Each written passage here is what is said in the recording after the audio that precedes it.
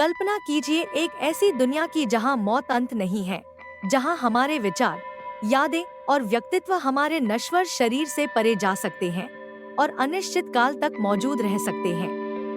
यह किसी sci-fi film की कहानी नहीं है, यह माइंड अपलोडिंग द्वारा प्रस्तुत एक रोमांचक संभावना है। मानव चेतना को डिजिटल माध्यम में स्थानांतरित करने की अवधारणा ने दशकों से वैज्ञानिकों, दार्शनिकों और भविष्यवादियों को मोहित किया है। लेकिन यह दृष्टिकोण कितना यथार्थवादी है, और यदि हम कंप्यूटर के अंदर हमेशा के लिए जीवित रह सकते हैं, तो इसका मानवता के लिए क्या मतलब होगा?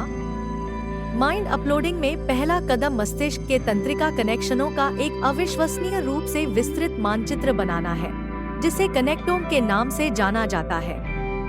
इसके लिए उन्नत मस्तिष्क इमेजिंग तकनीकों की आवश्यकता होती है, जो मस्तिष्क की जटिल संरचना को सूक्ष्म स्तर पर कैप्चर कर सके। वर्तमान विधियां, जैसे MRI और इलेक्ट्रॉन माइक्रोस्कोपी, इस कार्य के लिए आवश्यक सटीकता से अभी भी दूर हैं, लेकिन प्रगति हो रही है। एक बार कनेक्टोम का मानचित्रण हो जाने के बाद अगली चुनौती यह समझना है कि ये कनेक्शन विचारों, यादों और चेतना में कैसे बदलते हैं। इसमें केवल भौतिक संरचना का मानचित्रण करना ही शामिल नहीं है, बल्कि मस्तिष्क के भीतर होने वाली गतिशील प्रक्रियाओं को भी समझना है। न्यूरोसाइंस और कृत्रिम बुद्धिमत्ता के शोधकर्ता इन प्रक्रियाओं को डिकोड करने के लिए काम कर रहे हैं, लेकिन मानव मस्तिष्क की जटिलता इस कार्य को बहुत बड़ा बना देती है।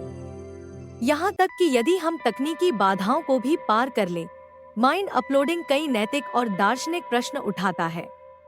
अपलोड होने का क्या अर्थ होगा? क्या डिजिटल चेतना वास्तव में आप होंगे, या केवल एक प्रतिलिपि? क्या इसमें जैविक मानव के समान अधिकार और जिम्मेदारियां होंगी? ये प्रश्न पहचान और चेतना की प्रकृति को छूते हैं, जो यह समझने की हमारी वर्तमान समझ को चुनौती देते हैं कि जीवित होने का क्या मतलब है। व्यावहारिक दृष्टिकोण से डिजिटल चेतना का निर्माण और रखरखाव करने के लिए भारी मात्रा में कंप्यूटेशनल संसाधनों की आवश्यकता होगी। मानव मस्तिष्क एक अत्यधिक कुशल प्रोसेसर है, जो प्रति सेकंड लगभग 10⁻16 बार संचालन करने में सक्षम है।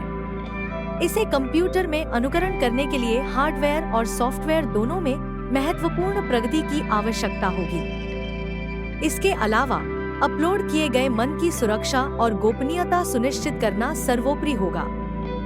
डिजिटल चेतना को हैक किया जा सकता है, बदला जा सकता है, या यहाँ तक कि हटाया भी जा सकता है, जिससे किसी की संपूर्णता और अस्तित्व की सुरक्षा को लेकर चिंता बढ़ सकती है। चुनौतियों के बावजूद माइंड अपलोडिंग के संभावित लाभ बहुत बड़े हैं। यदि सफल रहा, तो यह डिजिटल अमरता का एक रूप प्रदान कर सकता है, जिससे व्यक्तियों को उनके जैविक शरीर की सीमाओं से परे अपने अस्तित्व को जारी रखने की अनुमति मिलती है।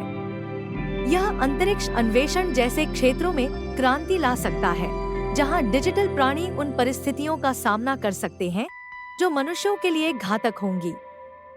माइंड अपलोडिंग मानव मस्तिष्क को समझने और न्यूरोलॉजिकल बीमारियों के इलाज में अभूतपूर्व प्रगति कर सकता है। मस्तिष्क की डिजिटल प्रतिकृतियों का अध्ययन करके शोधकर्ता अल्जाइमर और पार्किंसन जैसी स्थितियों के बारे में अंतर्दृष्टि प्राप्त कर सकते हैं, जिससे नए उपचार और उपचार हो सकते हैं। एक ऐसी दुनिया जहां माइंड अपलोडिंग संभव है, मौलिक रूप से मानव समाज को बदल सकती है। जीवन, मृत्यु और पहचान की अवधारणाएं पुनः परिभाषित होंगी और अस्तित्व के नए रूप उभर सकते हैं। इससे एक ऐसा भविष्य बन सकता है जहां मनुष्य और डिजिटल प्राणी सहअस्तित्व में हों, जो सभ्यता की प्रगति में अद्वितीय योगदान दे। माइंड अपलोडिंग भविष्य का एक अटकलात्मक लेकिन आकर्षक दृष्टिकोण बना हुआ है। जबकि महत्वपूर्ण वैज्ञानिक, तकनीकी और नैतिक चुनौतियों को पार करना होगा, जैविक सीमाओं को पार करने और डिजिटल अमरता प्राप्त करने की क्षमता एक प्रेरक संभावना है।